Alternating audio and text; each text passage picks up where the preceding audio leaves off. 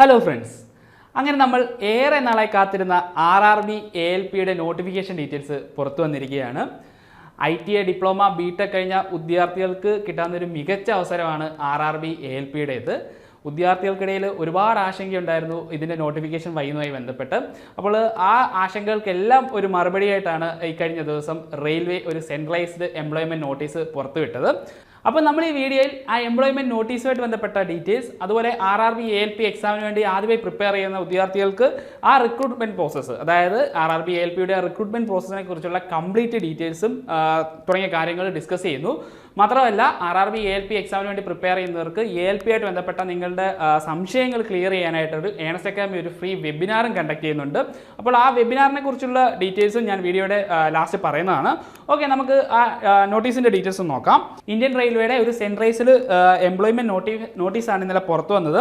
അപ്പോൾ ആ നോട്ടീസിൽ കൃത്യമായിട്ട് ആപ്ലിക്കേഷൻ ഓപ്പൺ ആവുന്ന ഡേറ്റ് പറയുന്നുണ്ട്. 20 ജനുവരി 2024, അതായത് നാളെയാണ് ആപ്ലിക്കേഷൻസ് നിങ്ങൾക്ക് അപ്ലൈ ചെയ്യാനായിട്ട് സാധിക്കുന്നത്. അതുപോലെ ക്ലോസിംഗ് ഡേറ്റും കൃത്യമായിട്ട് പറയുന്നുണ്ട്. 19 ഫെബ്രുവരി 2024 ആപ്ലിക്കേഷൻ അയക്കാനുള്ള ലാസ്റ്റ് ഡേറ്റ് ആയിട്ട് പറയുന്നത്. പിന്നെ വേക്കൻസിയുടെ ഡീറ്റെയിൽസ് അവർ കൃത്യമായിട്ട് പറയുന്നുണ്ട്. 5696 വേക്കൻസിയാണ് നിലവിലുള്ളത്. നമ്മൾ പ്രതീക്ഷിച്ചിരുന്ന അത്രയും വേക്കൻസി ഒന്നും വന്നിട്ടില്ല. നമ്മൾ ഏകദേശം ഒരു 25,000-ഓളം വേക്കൻസി പ്രതീക്ഷിച്ചിരുന്നതാണ്. പക്ഷേ 5696 വേക്കൻസിയാണ് നിലവിലുള്ളത്. പിന്നെ ഏജ് ലിമിറ്റ് പല വിദ്യാർത്ഥികൾക്കിടയിൽ ഒരു ഡൗട്ട് ഉണ്ടായിരുന്നു. 18 മുതൽ 28 വയസ്സ് വരെയാണോ ഏജ് ലിമിറ്റ് എന്ന് നമ്മളോട് പല വിദ്യാർത്ഥികളും ചോദിച്ചിട്ടുണ്ടായിരുന്നു. അപ്പോൾ അതിന് കൃത്യമായിട്ടൊരു ക്ലാരിഫിക്കേഷൻ വന്നിട്ടുണ്ട്. 18 മുതൽ 30 വയസ്സ് വരെ പ്രായപരിധി ഉള്ളവർക്കാണ് ഈ പോസ്റ്റിലോട്ട് അപ്ലൈ ചെയ്യാൻ സാധിക്കുന്നത്. അതുപോലെ ലെവൽ 2 ആണ് പേ സ്കെയിൽ വരുന്നത്. പിന്നെ ഇനീഷ്യൽ പേ അവർ കൊടുത്തിരിക്കുന്നത് 19,900 രൂപയാണ്.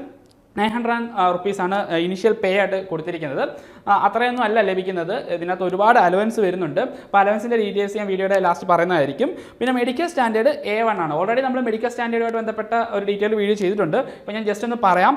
മെഡിക്കൽ സ്റ്റാൻഡേർഡ് A1 കൊണ്ട് ഉദ്ദേശിക്കുന്നത് 2 കണ്ണിനും ഡിസ്റ്റൻറ്റ് വിഷൻ വരുന്നത് 6/6 ആയിരിക്കണം. നിങ്ങൾ സ്പെക്സ് ഒന്നും യൂസ് ചെയ്യാൻ പാടില്ല. പിന്നെ നിങ്ങൾ ഒരുപാട് ടെസ്റ്റുകൾ പാസ്സാവേണ്ടതായിട്ടുണ്ട്. Colour vision, binocular vision, field of vision, അങ്ങനെ ഒരു കുറേ സെറ്റ് ഓഫ് ടെസ്റ്റുകൾ നിങ്ങൾ പാസ്സാവേണ്ടതായിട്ടുണ്ട്. പിന്നെ ഒരു കാര്യം ഞാൻ പ്രത്യേകം പറയാം. നിങ്ങളുടെ വിഷൻ ക്ലിയർ ചെയ്യാനായിട്ട് എന്തെങ്കിലും ലാസ്റ്റ് സർജറി പോലുള്ള സർജറികൾ ചെയ്തിട്ടുണ്ടെങ്കിൽ നിങ്ങൾ ഈ പോസ്റ്റിന് ഇന്നെലിജിബിൾ ആണ്. അങ്ങനെയുള്ള സർജറികൾ ചെയ്തവരെ ആരെയും തന്നെ പരിഗണിക്കില്ല. സോ ആ കാര്യം നിങ്ങളൊന്ന് ശ്രദ്ധിക്കണം. പിന്നെ നോട്ടിഫിക്കേഷനകത്ത് എസെൻഷ്യൽ ക്വാളിഫിക്കേഷനെ കുറിച്ചുള്ള ഡീറ്റെയിൽസ് പറയുന്നുണ്ട്. നമുക്കറിയാം ITA ഡിപ്ലോമ, 3 ഇയർ ഡിപ്ലോമ, അതുപോലെ BTech കംപ്ലീറ്റ് ആയിട്ടുള്ള ഉദ്യോഗാർത്ഥികൾക്ക് ഈ പോസ്റ്റോട്ട് അപ്ലൈ ചെയ്യാൻ പറ്റുന്നതാണ്. നിങ്ങൾ ശ്രദ്ധിക്കേണ്ട ഒരു പ്രധാനപ്പെട്ട കാര്യം, നിങ്ങൾ സിവിൽ അല്ലെങ്കിൽ കമ്പ്യൂട്ടർ സയൻസ് ബാക്ക്ഗ്രൗണ്ട് ഉള്ള ആളാണെങ്കിൽ നിങ്ങൾക്ക് ഈ പോസ്റ്റോട്ട് അപ്ലൈ ചെയ്യാൻ സാധിക്കുകയല്ല. ബാക്കി വരുന്ന ITയിൽ വരുന്ന പ്രധാനപ്പെട്ട ട്രേഡുകളുടെ എല്ലാ ഡീറ്റെയിൽസ് ഇവിടെ പറയുന്നുണ്ട്. നിങ്ങൾക്ക് ജസ്റ്റ് വീഡിയോ പോസ്റ്റ് ചെയ്ത് നോക്കാവുന്നതാണ്. അതുപോലെ ഡിപ്ലോമ BTech കംപ്ലീറ്റ് ആയിട്ടുള്ള ഉദ്യോഗാർത്ഥികൾക്കും ഈ പോസ്റ്റിലോട്ട് അപ്ലൈ ചെയ്യാം. Diploma mechanical, electrical, electronics, automobile, അതുപോലെ BTech ഈ സ്ട്രീമിൽ കംപ്ലീറ്റ് ആർക്കെല്ലാം തന്നെ ഈ പോസ്റ്റിലോട്ട് അപ്ലൈ ചെയ്യാൻ എലിജിബിൾ ആണ്. പിന്നെ എല്ലാവർക്കും അറിയാം, മോഡ് ഓഫ് എക്സാമിനേഷൻ എന്ന് പറയുന്നത് കമ്പ്യൂട്ടർ ബേസ്ഡ് ടെസ്റ്റ് ആണ്. അപ്പോൾ അതിൻ്റെ ഡീറ്റെയിൽസ് ഞാൻ പറയുന്നുണ്ട്. പിന്നെ എക്സാമിനേഷൻ ഫീ വരുന്നത് 500 റുപ്പീസാണ് എക്സാമിനേഷൻ ഫീ വരുന്നത്.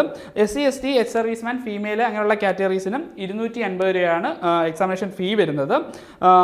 പിന്നെ നമ്മുടെ RRBയുടെ ഒഫീഷ്യൽ വെബ്സൈറ്റുകളിലെല്ലാം തന്നെ നിങ്ങൾക്ക് അപ്ലൈ ചെയ്യാനായിട്ട് സാധിക്കുന്നതാണ്. അപ്പോൾ ആ വെബ്സൈറ്റിൻ്റെ എല്ലാ ഡീറ്റെയിൽസ് പറയുന്നുണ്ട്. സദേൺ സൈഡിലാണെങ്കിൽ RRB തിരുവനന്തപുരം വെബ്സൈറ്റിൽ നിങ്ങൾക്ക് ഈ പോസ്റ്റിൻ്റെ ഡീറ്റെയിൽസ് വരുന്നതാണ്. അപ്പം ആ വെബ്സൈറ്റ് വഴി നിങ്ങൾക്ക് അപ്ലൈ ചെയ്യാൻ സാധിക്കുന്നതാണ്. പിന്നെ ഒരു പ്രധാനപ്പെട്ട കാര്യം ശ്രദ്ധിക്കേണ്ടത്, നിങ്ങൾക്ക് ഒരു RRB മാത്രമേ സെലക്ട് ചെയ്യാൻ സാധിക്കുകയുള്ളൂ. ഒരു ആപ്ലിക്കേഷൻ മാത്രം. ഇപ്പം തിരുവനന്തപുരം ആണെങ്കിൽ തിരുവനന്തപുരം മാത്രം സെലക്ട് ചെയ്തുകൊണ്ട് ഒരു ആപ്ലിക്കേഷൻ മാത്രമേ നിങ്ങൾ സബ്മിറ്റ് ചെയ്യാൻ പാടുള്ളൂ. ഓക്കെ, ഇനി നമുക്ക് റിക്രൂട്ട്മെൻറ്റ് പ്രോസസ്സിനെ കുറിച്ചൊന്ന് പറയാം. അപ്പം ഈ ALP എക്സാമിന് ഇപ്പോൾ ആദ്യമായിട്ട് പ്രിപ്പയർ ചെയ്യുന്ന ഒരാൾക്ക് ഇത് യൂസ്ഫുൾ ആയിരിക്കും. സോ നിങ്ങൾ ഈ വീഡിയോ ലാസ്റ്റ് വരെ കാണുക. അപ്പോൾ ഇതിൻ്റെ റിക്രൂട്ട്മെൻറ്റ് പ്രോസസ്സ് വരുന്നത് 4 സ്റ്റേജുകളായിട്ടാണ് ഇതിൻ്റെ റിക്രൂട്ട്മെൻറ്റ് പ്രോസസ്സ് വരുന്നത്. ആദ്യം ഫസ്റ്റ് സ്റ്റേജ് CBT, രണ്ടാമത് സെക്കൻഡ് സ്റ്റേജ് CBT, പിന്നെ CBAT ALP എക്സാമിന് വേണ്ടി മാത്രം ഉള്ളൊരു ടെസ്റ്റാണ് CBAT, computer based aptitude test എന്ന് പറയും. പിന്നെ ഡോക്യുമെന്റ് വെരിഫിക്കേഷൻ. അപ്പോൾ ഈ 4 സ്റ്റേജുകളിലൂടെ ആണ് ALP വിദ്യാർത്ഥി കടന്നു പോകേണ്ടതായിട്ടുള്ളത്. അതിനുശേഷം ഇതിൻ്റെ സിലബസ് ഞാനൊന്ന് ഡീറ്റെയിൽ ആയിട്ട് പറയാം. CBT 1 വരുന്ന പ്രധാനപ്പെട്ട സബ്ജക്റ്റുകളാണ് maths, general intelligence and reasoning, general science, general awareness. അപ്പം ഇത് 75 മാർക്കിനാണ് എക്സാം വരുന്നത്.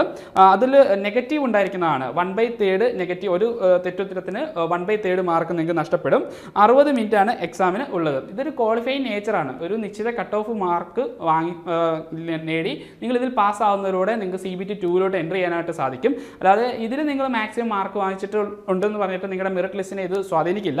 ജസ്റ്റ് ഒരു ക്വാളിഫൈഡ് നേച്ചർ മാത്രമാണ് CBT 1. പ്യൂർലി നോൺ ടെക്നിക്കലായിട്ടുള്ള സബ്ജക്ട്സ് ആണ് ഇവിടെ വരുന്നത്. പിന്നെ CBT 2 ആണെങ്കിൽ CBT 2 part A part B ആയിട്ടാണ് കൺസിസ്റ്റ് ചെയ്തിരിക്കുന്നത്.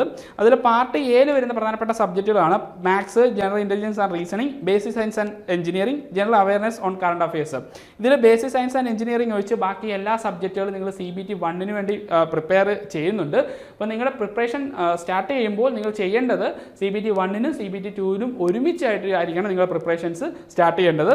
അതായത് CBT 1 ഞാൻ ക്ലിയർ ചെയ്ത് ശേഷം ഞാൻ CBT 2 വേണ്ടി പ്രിപ്പയർ ചെയ്യാം എന്ന് നിങ്ങൾ വിചാരിച്ചു കഴിഞ്ഞാൽ അതൊരു മണ്ടത്തരം തന്നെയാണ്. സോ നിങ്ങൾ പ്രിപ്പയർ ചെയ്യുമ്പോൾ ഈ 2 ടയറിനോട് വേണ്ടി ഒരുമിച്ച് പ്രിപ്പയർ ചെയ്യുക. പിന്നെ പാർട്ട് ബിയിൽ ട്രേഡുമായിട്ട് ബന്ധപ്പെട്ട ക്വസ്റ്റ്യൻസ് ആണ് ഉണ്ടായിരിക്കുന്നത്. റിലവൻറ്റ് ട്രേഡുമായിട്ട് ബന്ധപ്പെട്ട ക്വസ്റ്റ്യൻസ് ആയിരിക്കും ഉണ്ടായിരിക്കുന്നത്. അത് 75 ക്വസ്റ്റ്യൻസ് ആണ് അതിൽ ഉള്ളത്. നിങ്ങളിവിടെ ഒരു കാര്യം പ്രത്യേകം ശ്രദ്ധിക്കണം. Part A CBT 2 part A part B 2 പാർട്ടായിട്ടാണ് കൺസിസ്റ്റ് ചെയ്യുന്നത് ഞാൻ ഓൾറെഡി പറഞ്ഞു. ഇതിൽ ഈ പാർട്ട് ബി ഒരു ക്വാളിഫൈഡ് നേച്ചറാണ്. നമ്മൾ CBT 1 പറഞ്ഞ പോലെ ഇതൊരു ക്വാളിഫൈഡ് നേച്ചറാണ് പാർട്ട് ബി. അതായത് നിങ്ങൾ ഈ റെലവൻറ്റ് ട്രേഡിൽ 35% മാർക്ക് നിങ്ങൾ സ്കോർ ചെയ്താൽ മാത്രമേ നിങ്ങളുടെ പാർട്ട് എയുടെ പോർഷൻ പരിഗണിക്കുകയുള്ളൂ. അതിൽ നിങ്ങൾക്ക് കിട്ടുന്ന മാർക്ക് പരിഗണിക്കുകയുള്ളൂ. പിന്നീട് ഒരു കാര്യം പ്രത്യേകം ശ്രദ്ധിക്കേണ്ടത്, ഈ പാർട്ട് എയിൽ എത്ര മാർക്ക് ലഭിക്കുന്നുവോ അതാണ് നിങ്ങളുടെ മെറിറ്റ് ലിസ്റ്റിനെ സ്വാധീനിക്കുന്നത്. അല്ലാതെ പാർട്ട് ബിയിൽ കിട്ടുന്ന മാർക്ക് ഇവിടെ ആഡ് ചെയ്തല്ല പാർട്ട് എയിൽ വരുന്നത്.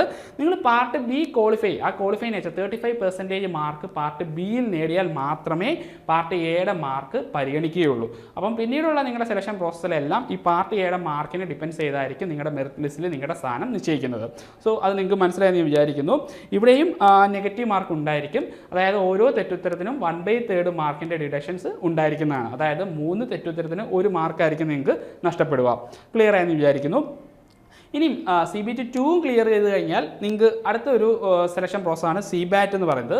ഇത് ഒരു ക്വാളിഫൈഡ് നേച്ചറാണ്. ഈ CBAT എന്ന് പറഞ്ഞു കഴിഞ്ഞാൽ സൈക്കോമെട്രിക് ടെസ്റ്റ് നിങ്ങൾ ഓൾറെഡി കേട്ടിട്ടുണ്ടാവും. സൈക്കോമെട്രിക് ടെസ്റ്റുകളാണ് ഈ CBATൽ വരുന്നത്. കുറേ ടെസ്റ്റ് ബാറ്ററീസ് ഉണ്ട്. Memory test, following direction test, depth perception test, അങ്ങനെ കുറേ സെറ്റ് ഓഫ് ടെസ്റ്റുകളാണ് ഈ CBATൽ വരുന്നത്.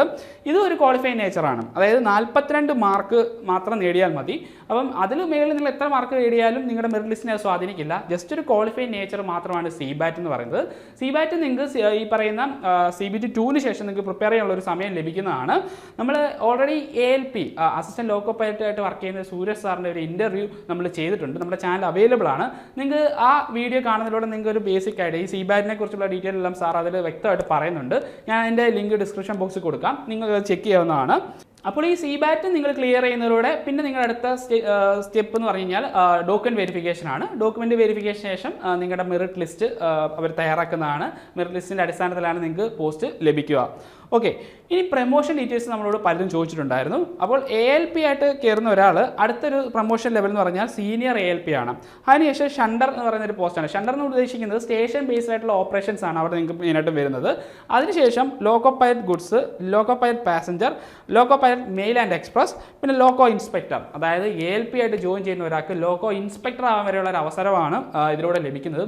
ITI ഡിപ്ലോമ, BTech കഴിഞ്ഞ ഉദ്യോഗാർത്ഥികൾക്ക് കിട്ടാവുന്നതിലും വെച്ച് ഏറ്റവും മികച്ചൊരു അവസരം തന്നെയാണ് ഈ ALPയുടേത്. സോ നിങ്ങൾ ഈ അവസരം യാതൊരു കാരണവശാൽ പാഴാക്കരുത്. അപ്പോൾ RRB ALP എക്സാമിന് വേണ്ടി പ്രിപ്പയർ ചെയ്യുന്നവർക്ക് അതിൻ്റെ ആ എക്സാമിനേഷനുമായിട്ട് ബന്ധപ്പെട്ട ഒരു ബേസിക് ഐഡിയ നിങ്ങൾക്ക് ലഭിച്ചു എന്ന് ഞാൻ വിചാരിക്കുന്നു. ഏണസ്റ്റ് അക്കാദമി RRB ALP എക്സാമിന് വേണ്ടി പ്രിപ്പയർ ചെയ്യുന്നവർക്ക് നിങ്ങളുടെ പ്രിപ്പറേഷൻസിന് കരുത്ത് പകരാനായിട്ടുള്ള ഇൻറ്റൻസീവ് കോഴ്സ് ഓൾറെഡി ആരംഭിച്ചിട്ടുണ്ട്. അപ്പോൾ ഈ കോഴ്സ് നിങ്ങൾ നേടുന്നതിലൂടെ നിങ്ങൾക്ക് CBT 1 CBT 2 എന്തൊക്കെയാണ് പഠിക്കേണ്ടത്, അതുപോലെ പ്രധാനപ്പെട്ട നമുക്കറിയാം ലാസ്റ്റ് എക്സാമുകളൊക്കെ വെച്ച് നോക്കുമ്പോൾ പ്രധാനപ്പെട്ട കുറേ ഏരിയാസ് ഉണ്ട്. അതിൽ നിന്നൊക്കെ തന്നെ റിപ്പീറ്റ് ആയിട്ട് പല ക്വസ്റ്റ്യൻസും വരുന്നുണ്ട്. അപ്പോൾ പ്രധാനപ്പെട്ട ഏരിയകൾ ഏതാണെന്നുള്ളത് നിങ്ങൾക്ക് വ്യക്തമായിട്ട് മനസ്സിലാക്കി തരുന്നു. പിന്നെ ഒരു സ്റ്റഡി പ്ലാനോട് കൂടി, അതായത് ഇപ്പോൾ നോട്ടിഫിക്കേഷൻ വന്നു കഴിഞ്ഞാൽ നിങ്ങൾക്ക് അധിക നാളൊന്നും കിട്ടില്ല. ഒരു 5 മാസം അല്ലെങ്കിൽ 6 മാസം മാത്രമേ നിങ്ങൾക്ക് ലഭിക്കുകയുള്ളൂ. അപ്പോൾ ഈ ചുരുങ്ങിയ കാലയളവിനുള്ളിൽ നിങ്ങൾക്ക് എങ്ങനെ സിസ്റ്റമാറ്റിക് ആയിട്ട് പഠിക്കാം എന്നുള്ളൊരു നല്ലൊരു ഗൈഡൻസ് നിങ്ങൾക്ക് ഞങ്ങളുടെ കോഴ്സിലൂടെ നിങ്ങൾക്ക് ലഭിക്കും. കേരളത്തിലെ തന്നെ മികച്ച അധ്യാപകരുടെ ക്ലാസ്സുകളാണ് നമ്മുടെ കോഴ്സിലുള്ളത്. പിന്നെ നിങ്ങൾക്ക് ഗൈഡൻസ് ലഭിക്കുന്നതിനായിട്ടുള്ള മെൻറ്റർഷിപ്പും നമ്മുടെ കോഴ്സിൻ്റെ ഫീച്ചറാണ്. പിന്നെ ഞാൻ വീഡിയോയുടെ തുടക്കത്തിൽ പറഞ്ഞ പോലെ ഒരു free webinar Ernest academy conduct ചെയ്യുന്നുണ്ട്. അപ്പോൾ ഈ എക്സാമിന് വേണ്ടി ആദ്യമായിട്ട് പ്രിപ്പയർ ചെയ്യുന്നവർക്ക് ഇത് തീർച്ചയായും യൂസ്ഫുൾ ആയിരിക്കും ഈ വെബിനാർ. വെബിനാർ. ഈ വെബിനാറിൽ നിങ്ങൾക്കുണ്ടാകുന്ന ഡൗട്ട്സുകളെല്ലാം നിങ്ങൾക്ക് ഡയറക്റ്റ് ഫാക്കൽറ്റിയോട് ചോദിക്കാവുന്നതാണ്. അതിലൂടെ നിങ്ങളുടെ പ്രിപ്പറേഷൻസ് എങ്ങനെ കൊണ്ടുപോകണം, അതുപോലെ നിങ്ങൾ പഠിക്കുമ്പോൾ ശ്രദ്ധിക്കേണ്ട കാര്യങ്ങൾ എന്തൊക്കെയാണ് തുടങ്ങിയ എല്ലാ ഡീറ്റെയിൽസും ആ ഫ്രീ വെബിനാറിൽ ഡിസ്കസ് ചെയ്യുന്നുണ്ട്. സോ ഈ അവസരം നിങ്ങൾ യാതൊരു കാരണവശാലും പാഴാക്കരുത്.